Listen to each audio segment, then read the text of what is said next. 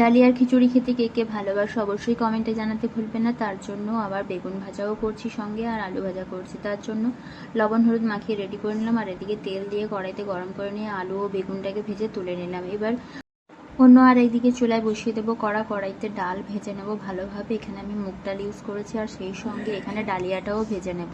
Dahlia ভেজে তুলে নেওয়ার পরে আর এদিকে সবজিগুলোও ভেজে নিচ্ছি। খিচুড়িতে যে সমস্ত সবজিগুলো ইউজ করছি সেগুলোও ভেজে তুলে একটি পাত্রে রেখে দিলাম। এদিকে ডালটাও সেদ্ধ করতে বসিয়ে দেবো। জল গরম করে নিয়েছি, লবণ হলুদ সহযোগে ডালটা হাফ বয়েল করে নেব।